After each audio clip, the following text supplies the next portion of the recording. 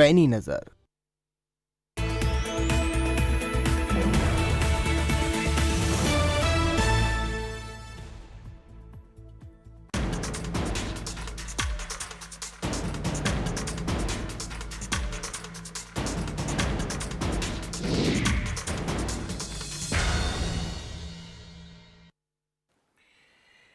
नमस्कार, सवाल आपका देख रहे हैं आप और मैं हूं आपके साथ शमशेर सिंह। हमारे इस खास कार्यक्रम में आप सभी का स्वागत है। सवाल आपका एक ऐसा कार्यक्रम जिसमें हम आपसे जुड़े मसले उठाते हैं, जिसमें आप भी अपनी राय रखते हैं, अपने सवाल इस मंच के जरिए उठाते हैं। और आज भी आपसे जुड़ा हुआ महत्वपूर्ण मसला हम लेकर आए हैं, क्योंकि उसका सीधा संबंध आपकी जेब से है, आपकी आमदनी से है, आपके आर्थिक तंत्र से है, देश की अर्थव्यवस्था से है।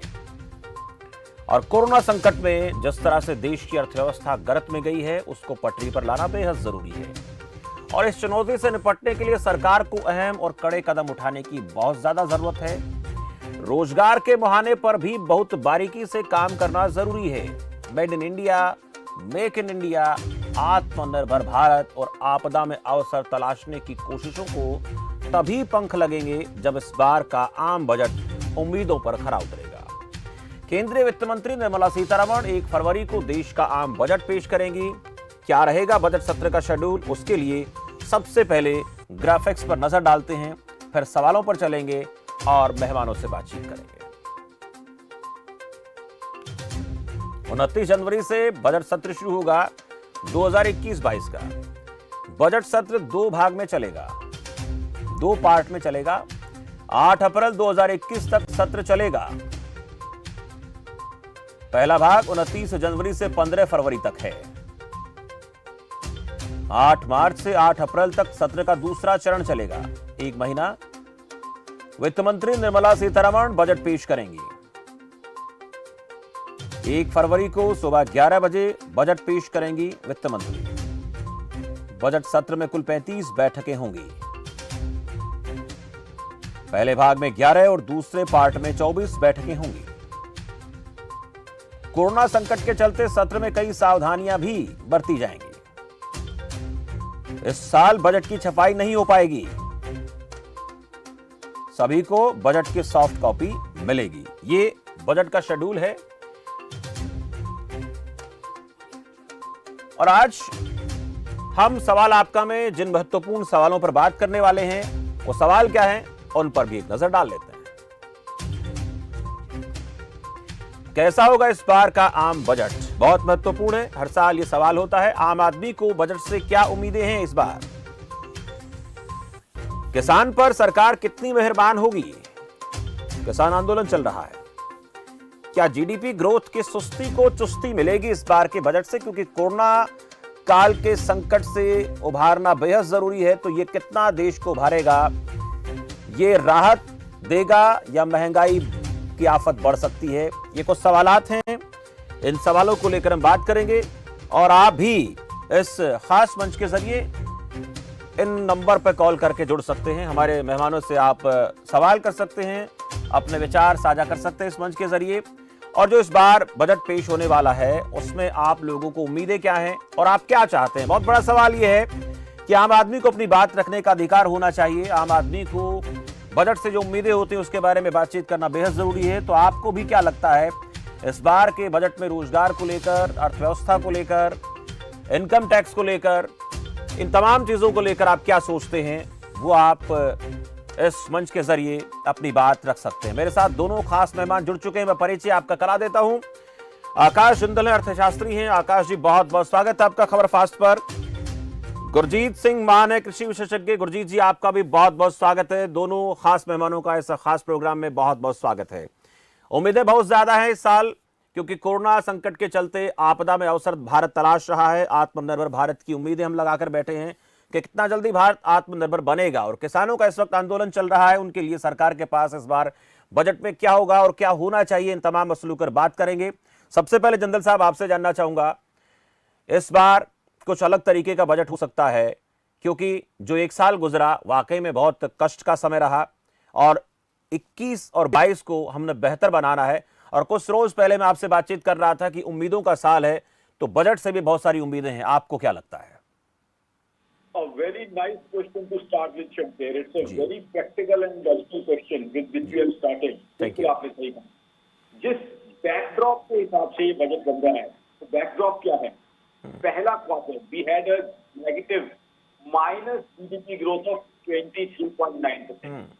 Second quarter we had a minus negative GDP growth of 7.5%.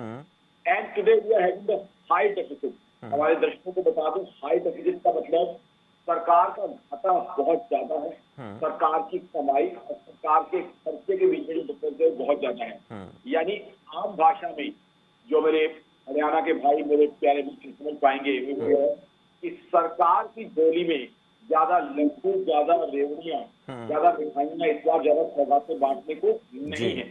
सरकार के पिटारे में, सरकार की झोली में ज्यादा कुछ नहीं है। बट साथ ही साथ एज शेर राइटली सेड, उम्मीदें सबको है क्योंकि लोग तकलीफ में हैं। आज हालात क्या हैं? आम आदमी की कमाई कम हुई है। Whether somebody has been in job, whether somebody has been in business, jobs में there are many people who have lost their jobs, there are many people whose salaries have been reduced, business में कुछ लोग break even में हैं या negative में यानी loss में हैं। दूसरी तरफ इन्फ्लेशन यानी महंगाई बहुत हाई चल रही है। रोज ही बैक टू बैक मैं शोध कर रहा हूँ तमाम मेडिकल चैनल पे, petrol prices all time high पे दिल्ली में पहुंच चुके हैं, डीजल बहुत हाई चल रहा है। महंगाई यानी इन्फ्लेशन है, यानी आम आदमी के लिए क्या है कि उसकी आमदनी अठन्नी, खर्चा रुपया। तो आम आदमी को रिलीफ की बहुत उम्मीद है। आम आदमी उम्मीद कर रहा है कि टैक्सेशन में उसे कंसेशन मिले, इनकम टैक्स में कंसेशन मिले। जीएसटी तो चलो बजट का हिस्सा नहीं है, पर जीएसटी में भी जो है कंसेशन उम्मीद कर रहा है। वो एक अलग जीएसटी काउंसिल उसके बारे में फैसला करती है। बजट के अंदर उसकी अनाउंसमेंट होने की बहुत कम संभावना है। उसके अलावा तरह तरह के रिलीफ हर व्यक्ति को, सबसे पहले किसान भाइयों को रिलीफ की उम्मीद है और उनका हक भी है। हमारे किसान भाइयों को हम सब जानते हैं किस तरीके से हमारा अन्नदाता आज सर्दी में बैठा हुआ है। इसके अलावा इंडस्ट्री को, एमएसएमई को, बैंकिंग सेक्टर को, हर सेक्टर को जो है इस बार उम्मीदें हैं, बिकॉज पूरी की पूरी इकोनॉमी, पूरी की पूरी इंडस्ट्री तकलीफ में चल रही है। अब Q3 की बात करें तो जीडीपी शायद हल्की फुल्की पॉजिटिव में हो, लेकिन उसके बाद अब हमारे सामने बर्ड फ्लू आ गया। फिर हमारे अन्नदाता, हालांकि मैं हमारे अन्नदाता की बहुत इज्जत करता हूँ और उनके साथ हूँ, लेकिन जो हमारे अन्नदाता का एजुकेशन हुआ उसकी वजह से अगेन ये जो कंपोनेंट है हरियाणा पंजाब इस बेल्ट में इकोनॉमी को बैक लगा, बिकॉज जो है रास्ते ब्लॉक हुए, उसकी वजह से भी स्थितियां आई हैं इकोनॉमी को। तो कहीं ना कहीं ओवरऑल इकोनॉमी पे बहुत बड़ी थिंक मैं शुरुआत कहूंगा this would be the toughest budget in independent India for any finance minister. बिल्कुल, बहुत मुश्किल रहेगा। आकाश जी आ रहा हूं आपके पास, दो दर्शक मेरे साथ जुड़े, उनसे राय ले लेते हैं। जी आकाश जी आ रहा हूं। नीरज जगाधरी से मेरे साथ है। नीरज, स्वागत है आपका। सबसे पहले तो सर मैं आपको और दोनों सर को नमस्कार करता हूं। जी नमस्कार। मेरा सवाल है कि 8,000 वेतन के लिए सरकार ने कौन सा बजट पास करेगी हमारे लिए कि मैं 8,000 वेतन में खरीद सकूं? जी चलिए, बहुत शुक्रिया। 8,000 वेतन नीरज को मिलता है और उसमें क्या प्रावधान होंगे कि वेतन बढ़ जाए, ये सवाल नीरज का है। रणबीर रोहतक से मेरे साथ है। रणबीर जी बहुत बहुत स्वागत है आपका। नमस्कार जी शमशेर जी। नमस्कार जी रणबीर जी। सरकार से देखो उम्मीद तो हमेशा रहती है, लेकिन 6 साल से हम इस सरकार से खाली उम्मीद ही करते आ रहे हैं। सिर्फ ये आंकड़ों में उजागर रख देगी, धरातल पर कुछ नहीं करेगी। सिर्फ बोर्ड लगाना, पत्थर लगाना, संस्थानों के नाम बदली करना और एनआईए को बोलता तो उसके पीछे एनआईए लगा देना, सिर्फ यही काम इस सरकार का है। हमारे को उम्मीद नहीं है सरकार से कुछ भी अभी। जी रणबीर जी बहुत बहुत धन्यवाद। ये निरुत्साह भाव नजर आए हैं रणबीर जी के। गुरजीत सिंह जी आपके पास आ रहा हूं। किसानों को लेकर बात हुई और एनआईए को लेकर चर्चा आज दिन भर से हो रही है, लेकिन आपसे जानना चाहें कि किसान को क्या चाहिए, इस बजट से क्या चाहिए और पिछले में जो दिया था उससे मिला क्या? हाँ, मैं इसी बात से शुरू करना चाहूंगा कि अगर हम रिविजिट करते हैं पिछले साल की बात को, तो इसी प्रोग्राम में हम लोगों ने उस बजट को बहुत सराहा था कि फार्मर्स के लिए बहुत कुछ मिला। लेकिन क्या वो फार्मर को किसी प्रकार की हेल्प कर सका? उसमें एक एम्प्लॉयमेंट का कंपोनेंट था कि रूरल एम्प्लॉयमेंट बढ़ेगी। अर्थशास्त्री बैठे हैं, क्या वो धरातल पे किसी भी प्रकार की इस तरह की रूरल एम्प्लॉयमेंट बढ़ी। इन्हीं बातों को देख करके अगला बजट बनाना चाहिए कि जो भी बातें की जाती हैं क्या वो एक्शन में भी आती हैं या केवल बजटरी अनाउंसमेंट जो लोक लुभावनी भी होती हैं और प्लानिंग कमीशन या नीति आयोग के जरिए उसके बारे में बहुत सेलिएंट पॉइंट्स बताए जाते हैं, लेकिन साल भर के बाद अगर उसका आकलन करते हैं तो कम से कम पब्लिक को ऐसा कुछ अंतर नहीं दिखता। चलो ये साल तो पेंडेमिक का था, इसमें इस प्रकार की बहानेबाजी चल सकती है, लेकिन पूर्व में भी जितनी बातें बजट के टाइम होती हैं उसका असर जब तक धरातल पर ना आए तो इस तरह का कोई फायदा नहीं। अब किसानों की बात करें तो जैसे पेंडेमिक रहा है, अभी जिंदल साहब ने बताया कि -23% में चला गया। अब बात की जी जो रिपोर्ट्स आई हैं वो भी कोई बहुत पॉजिटिव नहीं है, हालांकि एग्रीकल्चर सेक्टर ने कुछ पॉजिटिव ग्रोथ शुरू में दिखाई थी जो जिस टाइम पहला आंकलन इसका आया था। लेकिन मुझे ये लगता है कि इस साल के लिए जो बजट अनाउंस होना चाहिए, चाहे वो एग्रीकल्चर सेक्टर का है या दूसरे सेक्टर्स का है, वो लोक लुभावना ने होके instead of doling out free बीज, जैसे प्रधानमंत्री किसान सम्मान योजना है, ठीक है, इस प्रकार से कुछ फार्मर्स के खातों में सीधी राशि जाती है, लेकिन इस प्रकार की राशि से आत्मनिर्भर किसान नहीं बनेगा। आत्मनिर्भर किसान बनाने के लिए फार्मिंग टेक्नोलॉजी में, एग्रीकल्चर साइंस में, इसकी कोर रिसर्च में फंडिंग बढ़ाने की जरूरत है। और अगर आपको ध्यान हो तो पिछले कुछ वर्षों से जो हमारे स्टेट इंस्टीट्यूट्स हैं पब्लिक सेक्टर के, हमारे सेंट्रल इंस्टीट्यूट्स हैं पब्लिक सेक्टर के, जिसमें HAU, PAU, ICR टाइप के सब चीजें आती हैं, उनके रिसर्च बजट्स को कम किया गया है और उनको इस तरह की इंकरेजमेंट की गई है कि आप PPP मॉडल से रिसर्च करें, जो कोई बढ़िया रिजल्ट नहीं ला पाई है। क्योंकि बजट में यही होता है कि जो एग्रीकल्चर का टोटल बजट है, अगर आप उसको प्रधानमंत्री किसान सम्मान में लगाएंगे तो कहीं ना कहीं से काट करके लगाएंगे, और अगर ये आप कटौती बेसिक रिसर्च में से करते हैं, साइंस में से करते हैं, सीड टेक्नोलॉजी में से करते हैं, तो इसके दूरगामी प्रभाव कोर एरियाज पे अच्छे नहीं पड़ेंगे। सब्सिडीज की बात को लेकर एक मैं यहाँ स्पष्ट करना चाहूंगा, जिंदल साहब भी बैठे हैं, कि अक्सर एक काफी नैरेटिव चलता है कि किसानों को बहुत सब्सिडी दी जाती है और जो टैक्स पेयर है कई दफा खफा भी नजर आता है कि हमारी जो टैक्स मनी है उसको फार्मर्स को दी जाता है सब्सिडी के रूप में। ये बातें एक तो पहली बात फैक्ट नहीं है कि सब्सिडी बेसिकली हर एक सेक्टर को मिलती है, इंडस्ट्रियल सेक्टर को भी मिलती है। अगर आप उसकी वेबसाइट से जाएंगे तो आपको आंकड़े मिलेंगे कि ऐसा नहीं है कि अकेला किसानों को सब्सिडी मिलती है। और दुनिया भर की अगर सब्सिडी को देखा जाए तो भारत में विकसित देशों के मुकाबले में बहुत थोड़ी सब्सिडी मिलती है। और एक इसमें खास बात, जिंदल साहब शायद मेरे से सहमत होंगे कि होता क्या है कि ये सब्सिडी बेसिकली स्यूडो सब्सिडीज है। इसका असल में क्या है कि जैसे अगर आप फर्टिलाइजर की सब्सिडी की बात करते हैं तो फर्टिलाइजर में जो कंपोनेंट्स जो उसके रॉ मटेरियल्स हैं, जैसे फॉस्फेरिक एसिड है, अमोनिया है, इस पे बड़ी हैवी इंपोर्ट ड्यूटीज पहले सरकार लगाती है, यानी कि उस इंडस्ट्री को महंगी इनपुट्स मिलती हैं, फिर वो नेचुरली महंगी ही प्रोडक्ट बनती है, फिर उस प्रोडक्ट पे आप सब्सिडी देते हैं। तो ये बात समझ से परे है कि आप बजाय सब्सिडी देने के आप क्यों नहीं import duty on that raw material कम करते हैं ताकि आपको सब्सिडी देनी ना पड़े। जिंदल साहब इस पे कमेंट करेंगे, वो इशारा कर रहे हैं, ये मेरा एक पॉइंटर है। इस तरह की और बहुत सारी चीजें हैं जहाँ पे इस बजट को इस बार लोक लुभावना होने की बजाय वास्तविकता से जोड़कर, रियलिटी के साथ, पैंडेमिक में बहुत कुछ सीखने को मिला है, उसके साथ जोड़ के कुछ ऐसा करे जिसका दूरगामी प्रभाव हो, ना कि एक। ये बहुत अहम बात आपने रखी है मान साहब की दूरगामी परिणाम होने चाहिए। सब्सिडी या फिर किसानों के खाते में किसान सम्मान निधि डाल देना, उससे किसान आत्मनिर्भर नहीं बनेगा, उससे किसान की हालत में सुधार नहीं आएगा। वो बहुत कुछ चाहता है।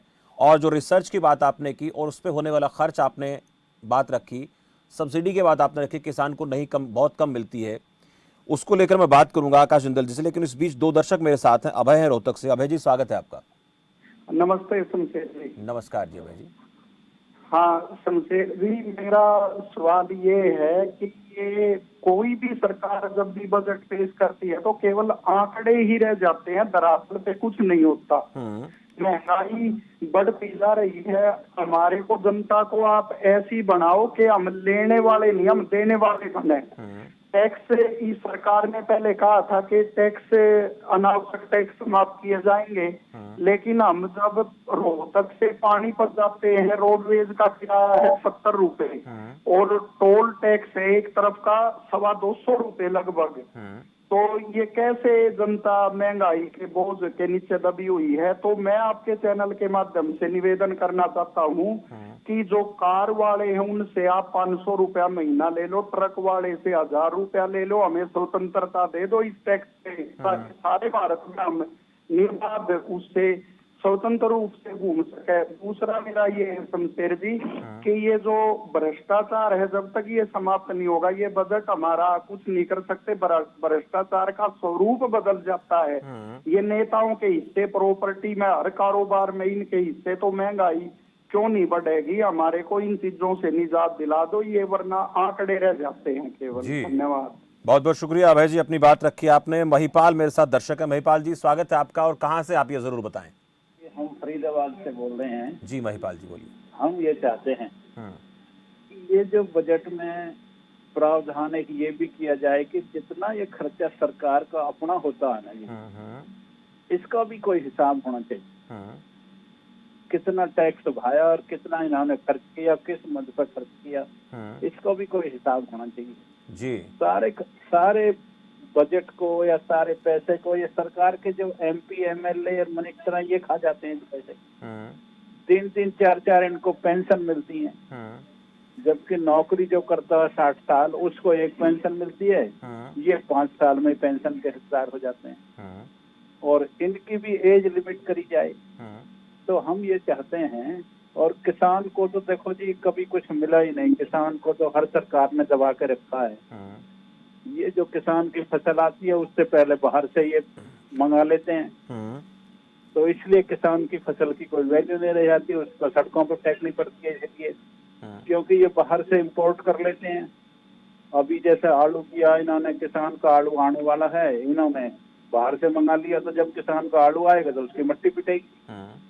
तो इसलिए कोई ऐसा भी हो, आपने कोई देखा होगा जी कि कोई गरीब, आपने पॉलिटिशियन सुना है कभी? कोई एक गरीब पॉलिटिशियन रहता था, ऐसी कोई स्टोरी कभी सुनी है आपने जी? ये सारा एसेट्स इनके पास कैसे चले जाते हैं? जिस पॉलिटिशियन को उठा कर देख लो अरबों में खरबों में, और उनके चपड़ासियों के नाम मकान, उनके ड्राइवरों के नाम मकान, इतने आ जाते हैं उन पे जी। बहुत वाजिब आपने बात रखी महिपाल जी, धन्यवाद आपका। मैं आकाश जिंदल जी आपसे इन तमाम बातों को लेकर चर्चा करना चाहूँगा, और मान साहब ने भी कुछ अहम बातें उठाई हैं कि किसान को सब्सिडी तो चाहिए, लेकिन उसके साथ साथ जिन चीज़ों पर रिसर्च होनी चाहिए, देश की आज़ादी के वक्त की बात करें तो काफ़ी लंबा अरसा बीत गया, लेकिन जिस अहम चीज़ों पर काम होना चाहिए, वहाँ पर खर्च होना चाहिए, वहाँ नहीं होता है। हम बाहर से चीज़ें आयात करने पर लगे हुए लगातार ऐसी चीज़ें, और जब इंपोर्ट करते हैं तो फिर हम इंपोर्ट के बदले में जो पैसा देते हैं तो सरकार को निकालना तो फिर किसान से ही पड़ेगा, और बाकी तमाम लोगों ने बात रखी है। मान साहब ने बड़ी लॉजिकल बात कही है, इज वेरी राइट। देखिए आज एग्रीकल्चर पे रिसर्च के ऊपर financial allocation must be increase, और एग्रीकल्चर के ऊपर जितनी एलोकेशन होनी चाहिए सरकार उतनी नहीं कर पा रही। I totally agree with my caller friends also, and there was a very interesting last call, and I compliment that gentleman who has made that call, that he has not seen any politician who is poor. I think it's a very interesting satire in the match with this friend of ours made. हालांकि ये budget का हिस्सा नहीं है, बाकी वही दो चीजें आई हैं जो मैं पहले ही रेज कर रहा था कि खर्चे ज्यादा है लोगों की, कमाई उस तरीके से नहीं है। हमारे ने कहा 8000 सैलरी है, मेरी सैलरी नहीं बढ़ रही है। क्योंकि सबसे पहले तो एग्रीकल्चर हमारे अन्नदाता को कहीं ज्यादा कुछ मिलना चाहिए। रिसर्च इस एंगल से होनी चाहिए कि उसकी यील्ड हम बढ़ाएं, उसकी आउटपुट बढ़ाएं, स्टोरेज कैपेसिटी जो उसकी फसल ना नष्ट हो, अल्टीमेटली वो देश के लिए ज्यादा प्रोड्यूस करे, अपने लिए ज्यादा कमाई करे। और सबसे इम्पोर्टेंट चीज मैं जो इसमें ऐड करना चाहता हूँ वो है रेट ऑफ इंटरेस्ट। देखिए आज किस तरह की जो है बिजार सर्कमस्टांसेस हैं, आकाश जिंदल जैसा व्यक्ति अगर 20 लाख की गाड़ी खरीदता है तो शायद उसे जो है 0% रेट ऑफ इंटरेस्ट पे लेंडिंग हो जाती है, बिकॉज मैन्युफैक्चरर की तरफ से सबवेंशन है। आकाश जिंदल जैसा व्यक्ति अगर 5 करोड़ का फ्लैट खरीदता है, शायद 0% इंटरेस्ट पे लैंडिंग हो जाती है, क्योंकि जो डेवलपर है शायद वो वहां सबवेंशन दे रहा है। लेकिन मेरा किसान भाई, मेरा अन्नदाता जब वो फसल उगाता है कड़कती सर्दी में या जो है धूप में खड़े होकर काम करता है, उसको बोरिंग होती है 9%, 12% या मेरी ऑर्गेनाइजेशन आकाश जिंदल की रिसर्च कहती है कई बार तो 15 से 18%। तो सबसे पहले तो highly subsidised rate of interest हमारे किसान भाइयों को मिलना चाहिए ताकि उनकी इनपुट कॉस्ट कम हो। फिर उसकी यील्ड कैसे बढ़ाई जाए, उसकी प्रोडक्शन कैसे बढ़ाई जाए, उसके स्टोरेज को नष्ट हो, उसके जो है प्रोडक्ट को नष्ट होने से कैसे बचाया जाए। अभी एक बड़ी इंटरेस्टिंग बात की गई इंपोर्ट एक्सपोर्ट को लेके। आपको बताता हूँ करीब 10 साल पहले सिचुएशन क्या आई थी। आलू जो है वो इतना ज्यादा प्रोड्यूस हो गया था कि हमारे किसान भाइयों को वो सड़क पे फेंकना पड़ रहा था, उसके लिए परचेजर नहीं था और कोल्ड स्टोरेज वाला रखने को तैयार नहीं था। और उसके 3 महीने बाद ही वो आलू रिटेल मार्केट में 24 रुपए का बिक रहा था। यानी कि किसान भाई अन्नदाता को मेहनत की कीमत नहीं मिल रही थी, हाउस वाइफ को वो एक हाई प्राइस पे मिल रहा था, बीच में जो मार्जिन था थोड़ा इंटरमीडिएट खा रहे थे। तो कहीं ना कहीं कोल्ड चेन, स्टोरेज कैपेसिटी, ये सब चीजें डेवलप होनी चाहिए। अगर हम एग्रीकल्चर को अपने वायबल प्रॉफिटेबल बना लेंगे, यानी पैसे का सौदा बना लेंगे, तो कहीं ना कहीं पूरी इकोनॉमी को फायदा होगा। बिकॉज देश की इकोनॉमी पूरी की पूरी गांव से लेके फिर डिस्ट्रिक्ट स्टेट कैपिटल होते हुए दिल्ली मुंबई तक आती है। तो आई थिंक इसमें होना चाहिए। जहां तक इनकम बढ़ने की बात है, बिल्कुल सैलरीज में लोगों को इनकम इंक्रीमेंट चाहिए, बिकॉज लोगों के एक्सपेंडिचर बढ़ते जा रहे हैं। आज जो एक चीज मैं सोच रहा था कोई ना कोई कॉल में बात करेगा, लेकिन शायद किसी मित्र ने भी ये चीज किया नहीं। पेट्रोल डीजल की हाई प्राइसेस, पेट्रोल दिल्ली में हाईएस्ट एवर रेट पे पहुंच गया है। एक तरफ हमारे दोस्त कह रहे हैं कि उनकी सैलरी नहीं बढ़ रही है, उनकी कमाई नहीं बढ़ रही है, खर्चे बढ़ते जा रहे हैं। डीजल बहुत हाई प्राइस पे है। डीजल के कारण क्या है, जितने भी ईटेबल्स है, जितने भी कंज्यूमेबल्स हैं, वो महंगे होते जा रहे हैं। तो एक और चीज की उम्मीद जो है हम सरकार से कर रहे हैं कि गोइंग अहेड इस चीज को जो है, क्योंकि अभी तक ये जीएसटी नहीं आया, तो सेंट्रल एक्साइज को कम किया जाए और स्टेट की वैट को कम करें ताकि आम आदमी का खर्चा कम हो। आम आदमी का खर्चा इस समय बहुत ज्यादा बढ़ा हुआ है। एक तरफ तो उसकी कमाई कम है, खर्चा उसका कहीं ज्यादा बढ़ा हुआ है। दूसरा, मैं ये उम्मीद कर रहा हूँ सरकार से, हालांकि सरकार के पास बहुत ज्यादा फंड नहीं है, बट एक और स्टिमुलस पैकेज की हम उम्मीद कर रहे हैं, बिकॉज इस समय इकोनॉमी उठनी शुरू हो गई है। अमेरिका में आपने देखा कैसे एक बहुत बड़ा स्टिमुलस पैकेज हमारे सामने है। ऑलरेडी चाइना जो है उसको दुनिया पसंद नहीं कर रही, चाइना इज नोबडीज फेवरेट। तो ऐसे में अगर हमारे यहाँ स्टिमुलस पैकेज आता है, अगर हमारे यहाँ ग्लोबल मनी हम ले आते हैं, तो आई थिंक मैन्युफैक्चरिंग में बहुत बड़ी ग्रोथ कर सकते हैं। ये बजट एक हमारे लिए गेम चेंजर हो सकता है। मैन्युफैक्चरिंग में ग्रोथ होगी तो क्या होगा, जॉब जनरेशन। आज देश को सबसे ज्यादा जो इम्पोर्टेंट चीज चाहिए वो है एम्प्लॉयमेंट जनरेशन, जॉब जनरेशन। क्योंकि एम्प्लॉयमेंट जनरेशन हो जाएगी तो हमारे सारे मित्रों के सवाल जो है अपने आप जवाब आ जाएंगे। क्योंकि एम्प्लॉयमेंट जनरेशन होगी, there would be money in the hands of people, people would go and spend that money, और one man income to be 50 people expenditure. उससे क्या है, पूरी की पूरी इकोनॉमी जो है चल पड़ेगी। तो मान साहब ने बात कही कि इकोनॉमी को स्टार्ट करना, तो इकोनॉमी को रीस्टार्ट करने का, बिल्कुल उसको चलाना बड़ा महत्वपूर्ण है। जिस तरीके से ये थोड़ा सा जो एक स्टॉपेज आया है, मेरे साथ दर्शक 2 जुड़ गए हैं, महासिंह रोहतक से। महासिंह जी, स्वागत है आपका। हाँ जी, नमस्कार जी। नमस्कार जी महासिंह जी। मैं ये कहना चाह रहा था जी, हमारे देश में एक नेता आकर दूध ने बुलवा करता, पहले दूध का बुलवा करते हाथ औरत, उसको नेता कहा थे। ईब नेता है देश ने बुलाने के, और नेता वो है ना लेकर ना देता, वही नेता। और हमारे समाज में ऐसा बुरा हाल कर दिया है, अब भूखे मरने के हालात हो गए। हालात नहीं हो गए, ये कागज हम सोने की चिड़िया कह रहे हैं, हकीकत में जमीन में कुछ नहीं है। इन अपनी तनख्वाह बढ़ानी है, अपनी पेंशन बढ़ानी है, अपने बंगले लेने हैं। कोर्ट ने एक बार नहीं कई बार कह रखा 570 कर्मचारी बंगले अवैध कब्जा करे बैठे हैं, उन पर कोई सुनाई नहीं जी। और गरीब आदमी रोड के ऊपर भूखा बैठा है, उसके लिए 2 रोटी का जो रोजगार नहीं है, वो खा लेता था क्या नक्सलवादी बोलते हैं, किधर पैंट पहन रहे हैं, कभी जींस पहन रहे हैं।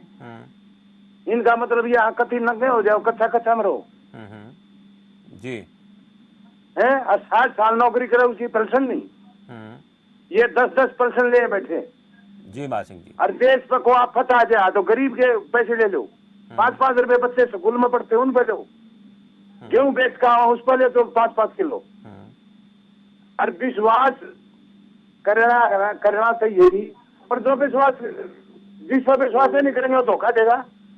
जी मां सिंह जी, विश्वास करें तो धोखा दे, धोखा विश्वास करते करते 70 साल हो गए हमारे देश का नाश होता। जी चलिए, हैं? शुक्रिया मां सिंह जी, अपनी बात रखे। गुस्से में मां सिंह जी, उनको कहीं ना कहीं ऐसा लगता है कि सरकारों ने हमारे लिए काम नहीं किया। रितिमा मेरे साथ रांची से हैं। रितिमा जी, स्वागत है आपका। रितिमा जी। हेलो जी रितिमा जी, हाँ बोलिए। सर, हाँ सर, सभी को मेरा प्रणाम। जी प्रणाम। अपने टीवी सेट की आवाज कम कर दें आप। हाँ जी सर, मेरा नाम रितिमा है सर। मेरा सवाल है कि इस बार का जो बजट हो वो समान वर्ग को ध्यान में रख कर किया जाए, क्योंकि समान वर्ग का जो वेतन होता है वो 10 से 15,000 या 20,000 के बीच होता है। इस वेतन में क्या हम गृहिणियां घर चलाएं, बच्चों को पढ़ाएं या अपने बारे में सोचें? जी। तो मेरा सर से यही सवाल है कि सब इस बार का बजट जो हो समान वर्ग को ध्यान में रखकर किया जाए।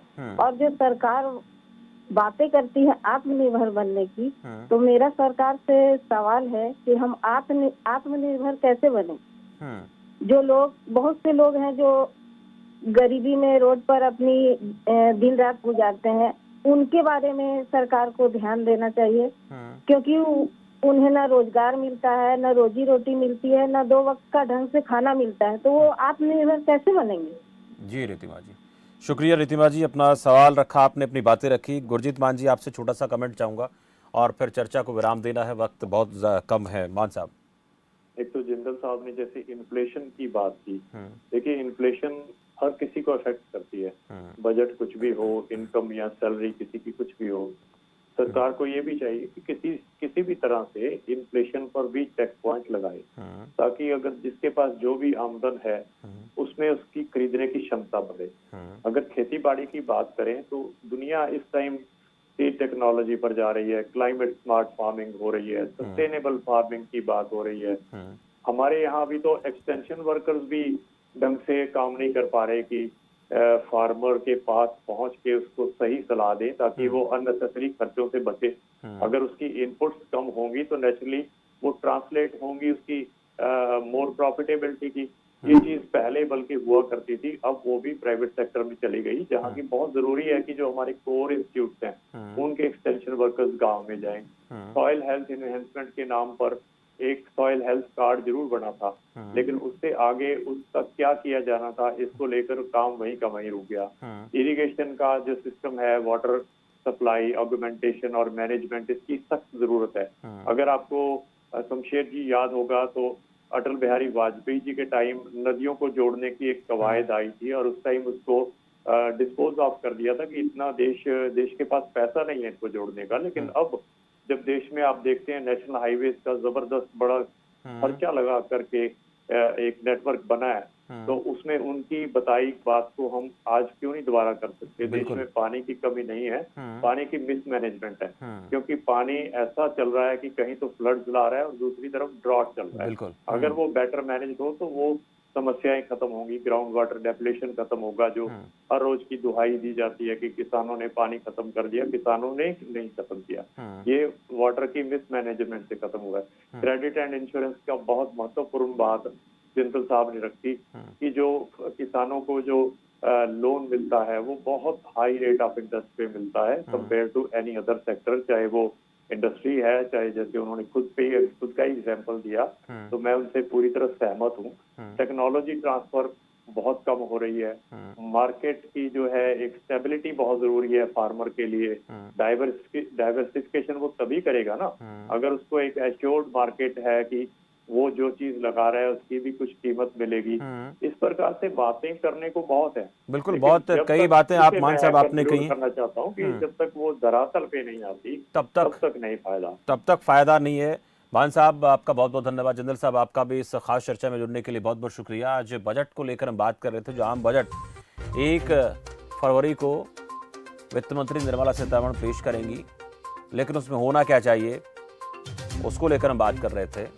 किसान को ध्यान में रखकर इस बजट में बहुत कुछ होना चाहिए, और जो मान साहब ने बातें रखी कि रिसर्च पर काम होना चाहिए, नई नई टेक्नोलॉजी को लेकर बात होनी चाहिए, सब्सिडी को लेकर बात होनी चाहिए किसान की, उस पर ज़्यादा फोकस होना चाहिए। उस पर ध्यान कम दिया जाता है, उस पर ज़्यादा पैसा खर्च करने की ज़रूरत है। इसके साथ साथ जो महंगाई लगातार बढ़ रही है, उस महंगाई पर भी नियंत्रण रखने की ज़रूरत है, क्योंकि लोगों के पास इस कोरोना काल में पैसा आया कम है। पेट्रोल, डीजल या तमाम ऐसी चीज़ें जिनके ऊपर ज़्यादा खर्च आदमी को करना पड़ता है, वो लोड आदमी पर ज़्यादा पड़ गया है। और तीसरी तरफ सरकार के पास इस बार इतने सारे फंड्स नहीं होंगे लगाने के लिए, क्योंकि संकट के चलते बहुत ज़्यादा इस बार देश के आर्थिक हालात पर असर पड़ा है। अब देखना होगा कि इस बार के आम बजट में सरकार की तरफ से किन किन सेक्टर्स पर ज़्यादा ध्यान दिया जाता है, क्योंकि बात आत्मनिर्भर भारत की हो रही है, made in India, make in India, आपदा में अवसर की बात हो रही है। और एक बात और लोग कहते नजर आए कि सिर्फ आंकड़ों का खेल नहीं होना चाहिए, जो बातें कहें साफ साफ कहें और उन बातों पर काम भी होता हुआ नजर आए तो लोगों को भरोसा होगा, नहीं तो फिर लोगों को विश्वास नहीं होता है, जैसा कि आज के कार्यक्रम में देखने को मिल रहा था। फिलहाल इस खास कार्यक्रम में इतना ही। मुझे दीजिए इजाजत और आप देखते रहिए खबर फास्ट। नमस्कार।